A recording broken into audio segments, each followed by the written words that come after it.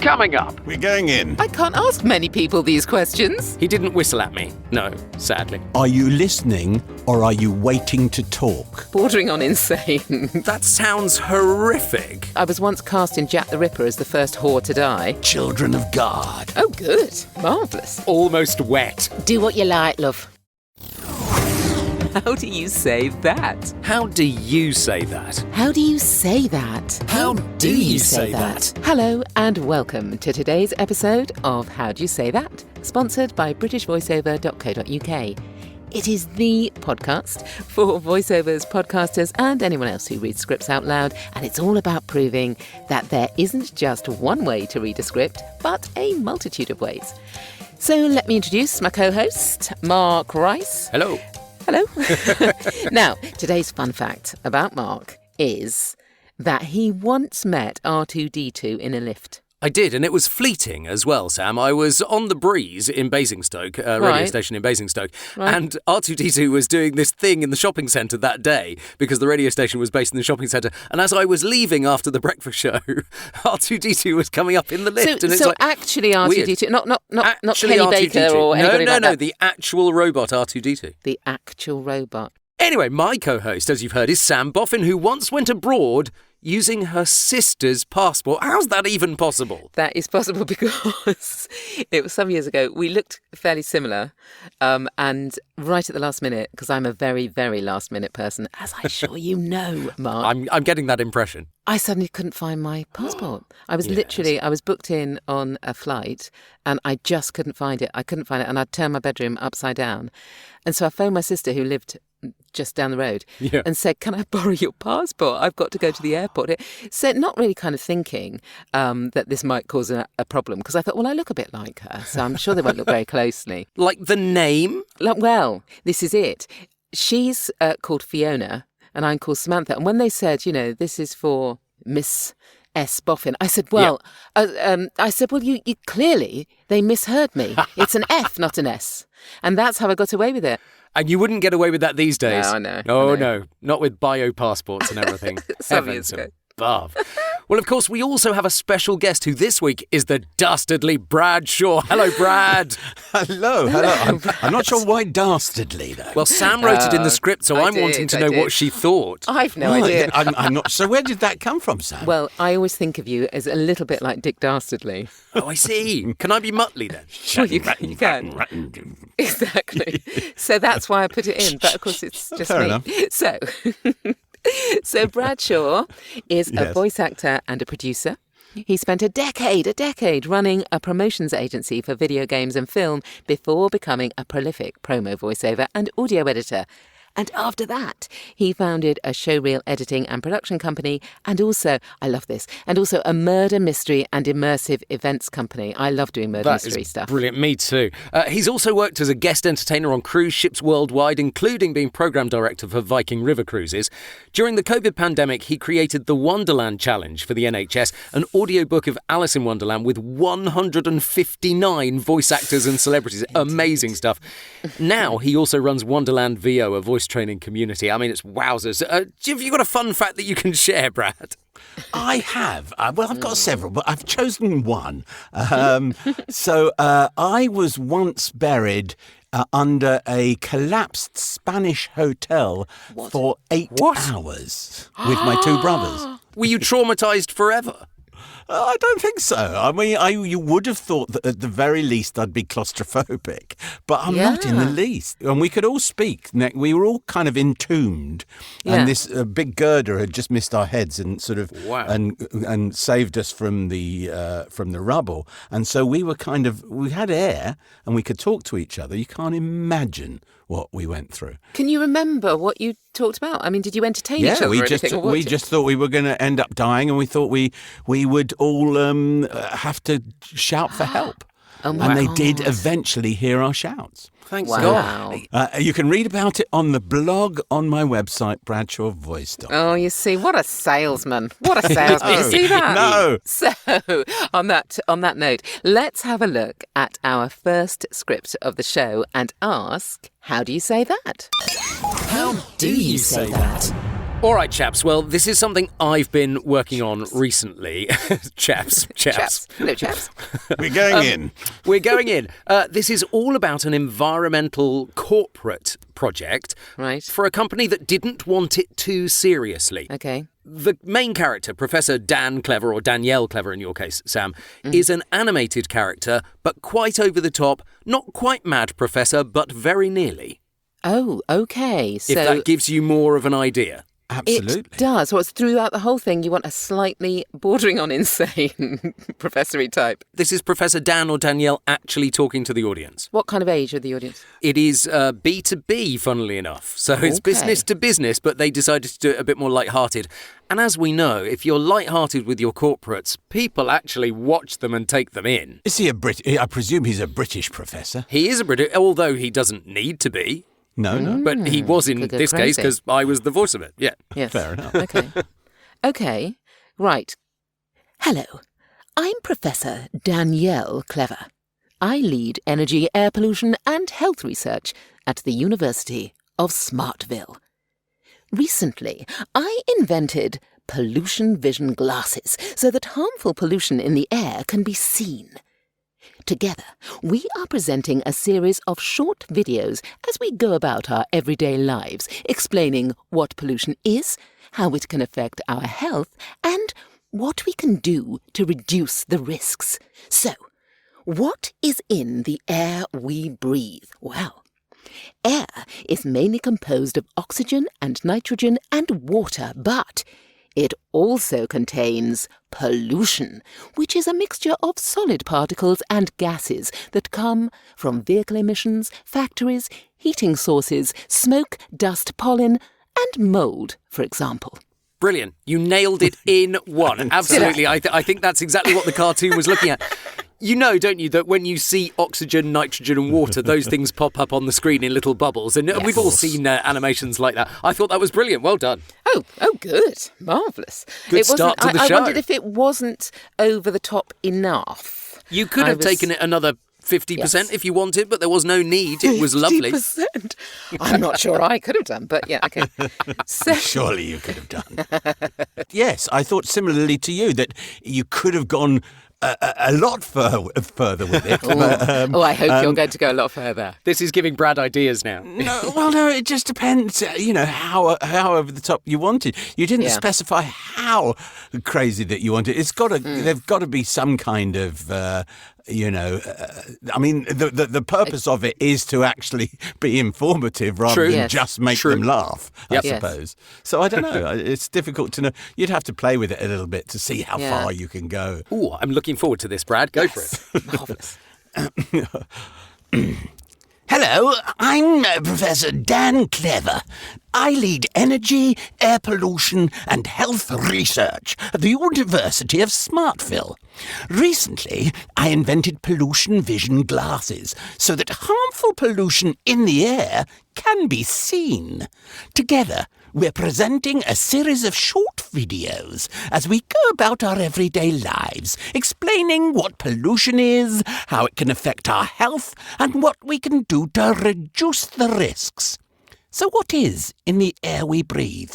Well, air is mainly composed of oxygen and nitrogen and water, but it also contains pollution, which is a mixture of solid particles and gases that come from vehicle emissions, factories, heating sources, smoke, dust, pollen, and mould, for example.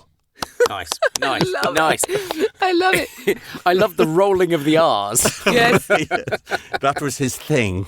And I love that it was almost, particularly at the beginning, you were almost wet in that kind of almost frothing at the mouth What sort a of beautiful way of describing it. Almost Yes. wet. That sounds almost disgusting. But there you go. But You have nonetheless- listened to this podcast, have you? I have several, well, in fact, all of them. Oh, you're the one. Excellent. Yes, You get a I badge am. for that. That's nice. Yes. I thought that was really lovely. I loved it. The point is, you can see the animated character, you can feel him, and everything was just right. It's a joyous script, this, and how often do we get these? Yes, Not often. absolutely. No, not often. I can't wait to hear what you sounded like when you actually did it. Let me give it a try. It was a little while ago now, but okay, I shall go into Mad Professor. Lovely. Hello, I'm Professor Dan Clever. I lead energy, air pollution and health research at the University of Smartville. Now, recently, I invented pollution vision glasses so that harmful pollution in the air can be seen. Together, we're presenting a series of short videos as we go about our everyday lives, explaining what pollution is, how it can affect our health, and what we can do to reduce the risks. So, what is in the air we breathe? Well, air is mainly composed of oxygen and nitrogen and water. But it also contains pollution, which is a mixture of solid particles and gases that come from vehicle emissions, factories, heating sources, smoke, dust, pollen and mould, for example.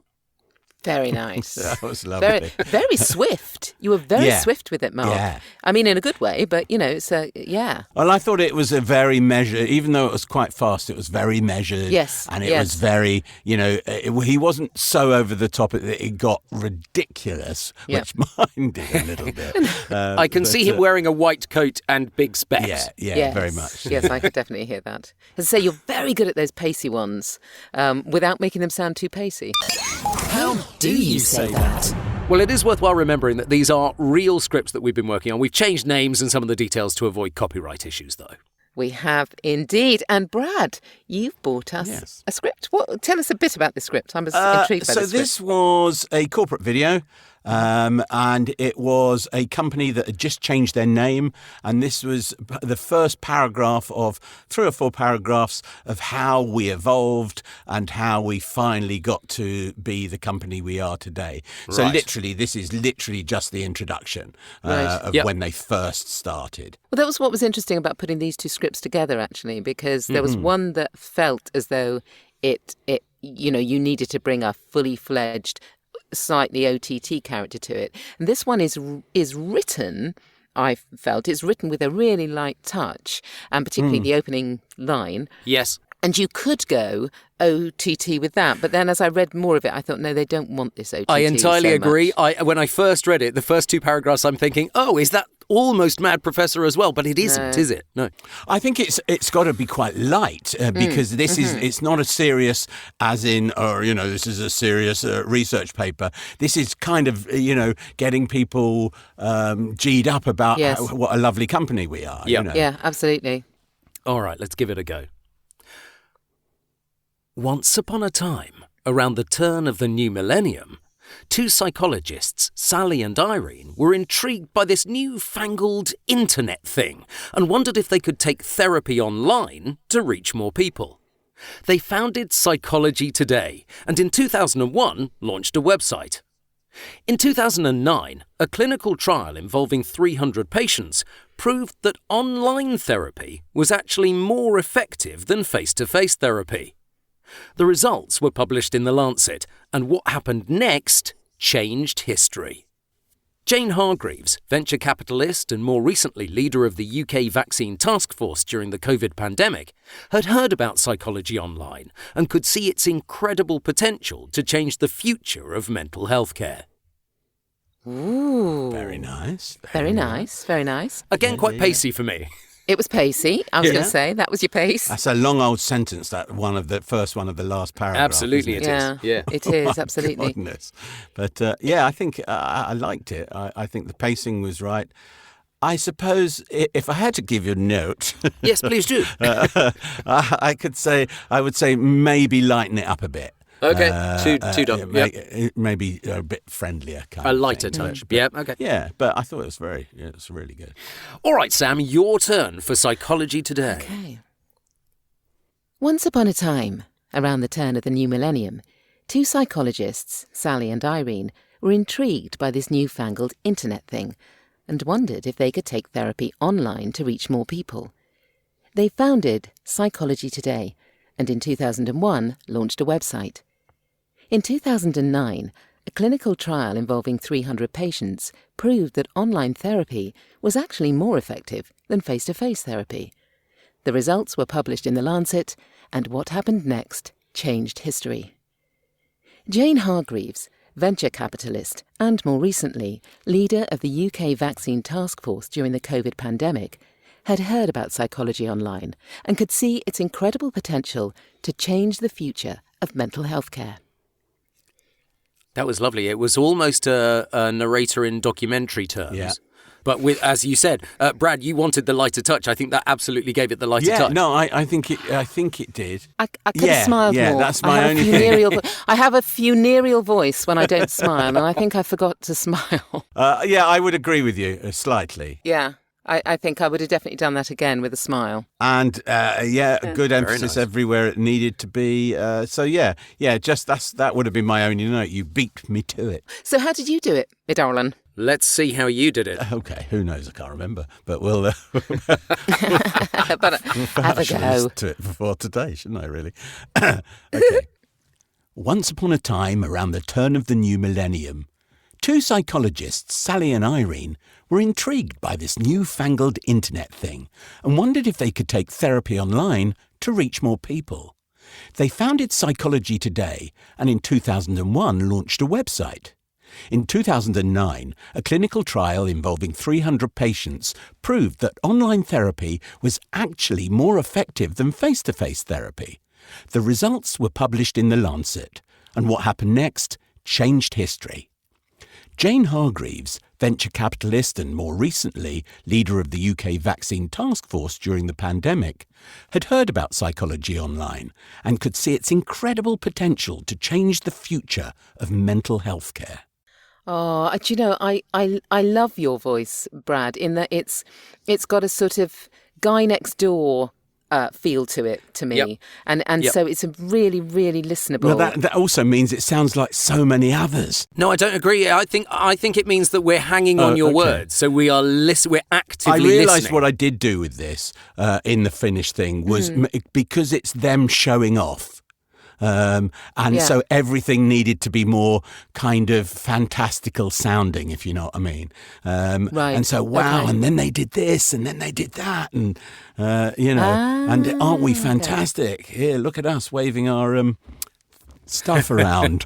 Yes. Yeah, in the nicest way, as I say, in the nicest way, you feel like someone, well, you are someone I know, obviously, but you feel like someone that, that everyone knows. It's difficult. It's taken me lovely. quite a long time to get rid of that kind of over-the-top, not presentery, but the kind of hard selly type sound, and that's something I really work on. Sam, do you remember before we started recording today, I said to Brad, your voice reminds me of someone. It's been driving me absolutely mad. But maybe it's been driving people listening mad as well. And I've just put my finger on it. Is it good? Yeah. It's one of the speakers on the BBC's Pause for Thought on Radio 2 in the morning. And I don't know which one, but you have a very similar timbre to your voice as one of their people. But it's a lovely, warm, inviting, beautiful voice. Did you say that was on Radio 2? Yeah. Radio 2, if you're listening to this, take heed. Okay, that was his second sales pitch. Have you noticed that, everybody? Second. Oh, come on, I'm a marketing person at heart. What do you expect? How do you say that? Now, here is the moment that we all love. It's the wild card moment. I like the wild card bit. So let's see if we can approach these scripts in a completely different way. Interesting. So, Brad, I think you're going to go first. Can you pick one of the scripts for Mark? Okay. And give him a new way of saying it. Okay. A new motivation. Now, shall I use the one that you actually did? Will that be better? Yes. What? Doesn't matter. Okay, you choose. Yeah, fantastic. You choose. Well, the power. I will choose. Yes. Okay. Yes. No. Just so it's not as familiar, let's go for the script 2, the second one. Okay. And I'd like you to do it in the drum roll, please. In the style of a 1930s Pathé News reel presenter. Oh. Now, you're playing to one of my strengths here, thank God. Why did I should That is. No, I'm going to go with that now. I'm going to that one to Sam. I'm going to go with it. No, I'm joking. Too late. Go for it. Late. Right, all right then. Once upon a time, around the turn of the new millennium, two psychologists, Sally and Irene, were intrigued by this new-fangled internet thing and wondered if they could take therapy online to reach more people. They founded Psychology Today and in 2001 launched a website. In 2009, a clinical trial involving 300 patients proved that online therapy was actually more effective than face-to-face therapy. The results were published in The Lancet, and what happened next changed history. Jane Hargreaves, venture capitalist and more recently leader of the UK vaccine task force during the COVID pandemic, had heard about psychology online and could see its incredible potential to change the future of mental health care. What is this online they speak of? I love that thing. Your history. Changed history. Fabulous. Lovely. All beautifully clipped. Yes, very, very you. I get quite a lot of corporates requesting that style, the vintage newsreader style. I said newsreader, let me say that again. No, on the contrary. Vintage newsreader. Because they want to put that kind of vintagey twist on something very modern. It's odd, but I get quite a lot of requests for it. Have you ever thought of doing a vintage news reel? Have you got that on your website? I have got that on my website. Have a look at my Instagram, there you go. at God, now British you're at voiceover it. Mark, and it's there. I think that's something I'd probably want to do now, is one of those Yes, you see. a Now you've vintage got him. reel. Yes, what a good plan. All right, Sam, so you get to suggest a style for Brad now. Good. Exciting. Right, Yes. Brad, I would like you to do, not over the top, but deadly serious, I'd like you to do a true crime journo. For which one? Oh, actually, good point. Which one? Well, because actually, I think it's more difficult to get the truth in the first one. So the Interesting. Yes, because of the way it's written. Yeah. because it's written over the top to try and make that. Yeah, True crime. there you go. True God, crime. that's- Yes. Oh, you've already done it. You've got your you've deepened your voice. No, Okay. I'm not sure. I was all a little bit confused, but we'll give it a go. Hello, I'm Professor Dan Clever. I lead energy, air pollution and health research at the University of Smartville. Recently, I invented pollution vision glasses so that harmful pollution in the air can be seen. Together, we're presenting a series of short videos as we go about our everyday lives, explaining what pollution is, how it can affect our health, and what we can do to reduce the risks. So what is in the air we breathe? Well, air is mainly composed of oxygen and nitrogen and water. But it also contains pollution, which is a mixture of solid particles and gases that come from vehicle emissions, factories, heating sources, smoke, dust, pollen and mould, for example. That was nothing like true crime. As you sped up towards the end, it lost it slightly more in the final two paragraphs. But actually, Yeah. at the beginning, you Beginning, absolutely yeah. nailed it. Towards, Yes. You really towards did, the end, I started absolutely. turning into David Attenborough. Here we are. But it also contains... But it's difficult, isn't it? I find that it's difficult to sustain often when you can start, you can start off really well with something, and then and then suddenly halfway through you realise you've gone off a bit. So Yeah, you've got to I go think back what and it kind was of is redo. that I was thinking true crime. Now, I was trying to work out what it was as I was speaking.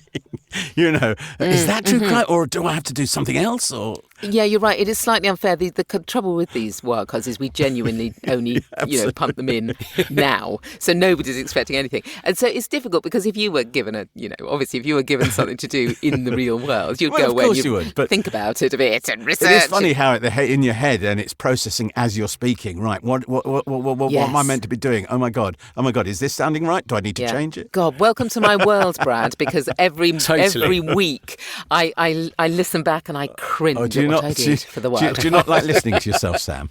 I don't like listening to myself, but I particularly don't like listening to myself when I've done And some every crazy... week as I edit it, she comes to me and says, do we have to include that? don't have to include it. Yes, we do. Yeah. Please don't include it. And guess what, Sam?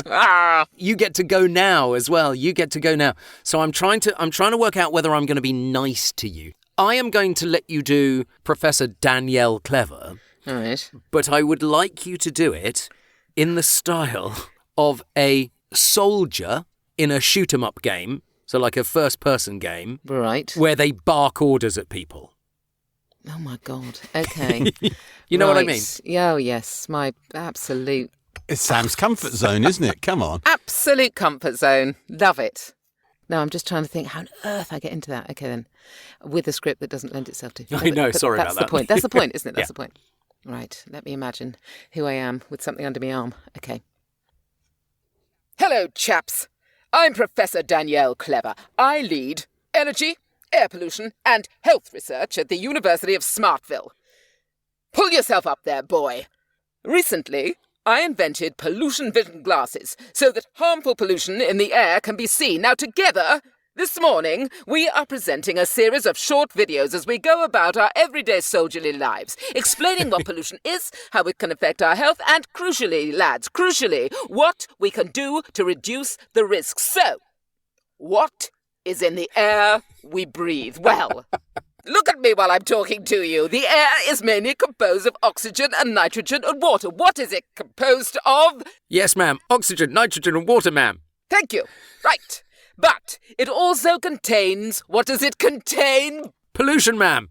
Yeah, exactly. Which is a solution. Well, it's a mixture of solid particles and gases that come from vehicle emissions, factories, heating sources, dust, smoke, pollen and mould. Just for an example. Wow, you sounded like a teacher I went to school with. Really? That's bad, isn't it? You wouldn't want to Very cross that, bad. Sergeant Major, would you? You wouldn't. Not really. Blimey. But the thing is, you can see her in uniform. You can see her there. Don't critique it. Don't critique it. I can imagine if you had a uniform on, Sam, you'd be quite harsh.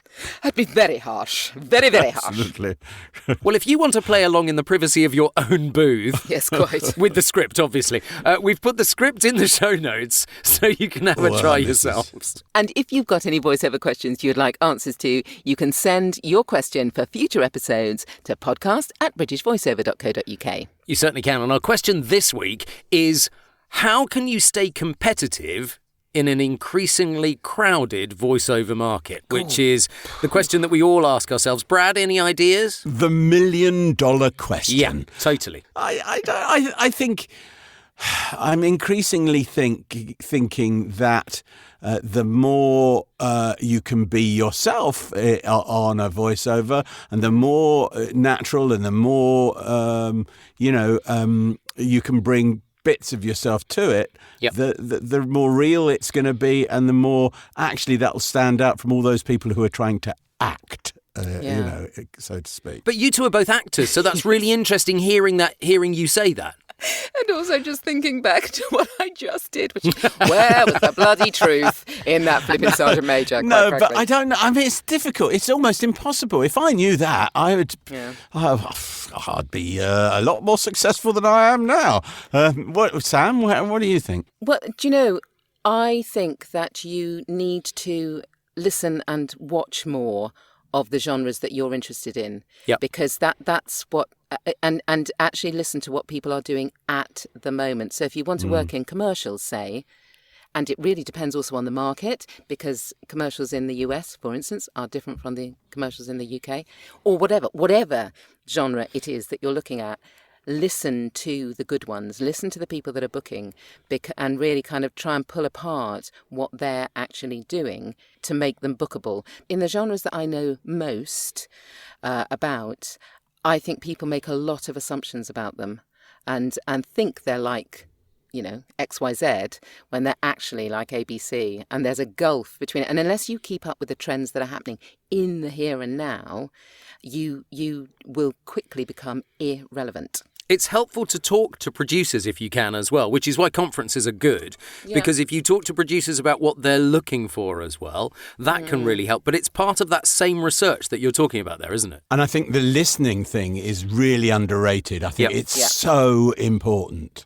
Yeah. It's one of the things that when we do workouts and we get them to listen to each other and direct each other, I think that's such an important thing to practice because people forget about listening and actually taking in information. Yeah, no, they really do. That was the third one, incidentally, Brad. I'd just like to point that out. That was the third little part. But I think you're absolutely right. I think that building that into something is, being able to connect with other people and really listen to how they're doing it is an amazing skill to have. It's about active listening as well, isn't it? Because active listening is very much the key. It's taking on board what you're hearing. Any other tips that we can think of? Because I think you have to stay up to date with your marketing as well and increasingly competitive market, but you have to be seen without actually ramming it down people's throats, as we were talking a few weeks ago to Jonathan Tilley about.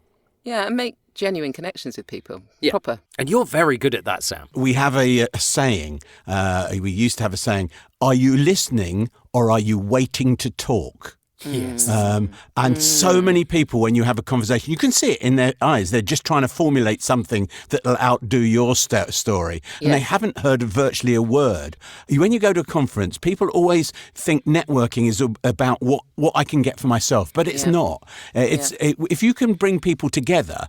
I used to listen to my ex, who's a big musical theatre person who knows everybody, and she used to go to networking and she'd say, oh, George, you're a director. Have you met Johnny? He's an actor. You're looking for somebody, aren't you? Why don't you two talk to each other? Yeah. And it would always come back to them. So see who you can put together, for example. Yeah. How helpful can you be? Yeah. That's what I often think going into those things. Absolutely. Can I be helpful to someone, anyone? And actually that also can sometimes get you over that horrible gulf in, when you go into big networking events or something. What the hell do I talk about? How am I going to start conversations? But if you're right, if you listen, Brad, you're right. If you listen and listen properly and then think to yourself, how can I help this person with what they're saying? That's a brilliant way of meeting people, actually. It's just really nice. Well, there you go. There we go. Lovely. So, yes, thank you so much, Brad. Thank you so much for coming on. My pleasure. Thank you so much to both of you for asking me. You've been very good. You've been very well worth the money. Ooh. Fantastic. Checks in the post. Absolutely. Bless you. I'll send in my invoice. Your fascinating facts, however, will live with me forever. Oh, my God. If you do want to hear more seriously, there's a blog telling the whole story. Number 4. That's 4 blogs. For goodness sake. No, I didn't say where or it's what. The same one, though. Yeah, exactly. All of Brad's details are going to be in the show notes, along with today's scripts in the show notes, so that you can have a read yourself. Absolutely. And do send in any voiceover questions to us at podcast@britishvoiceover.co.uk. Please like the podcast, subscribe to the podcast so you never miss an episode, and feel free to give us a review if you feel moved to do so. And at One Voice, if you see us, come and say hello to us, please. Oh, yes, please do. And that is it for this week. Thanks again to the lovely Brad Shaw. And we will be back again. Oh, thank you. And we'll be back again next week with more scripts and another voiceover guest where we'll be asking... All together now. How do you say that? How do you say that?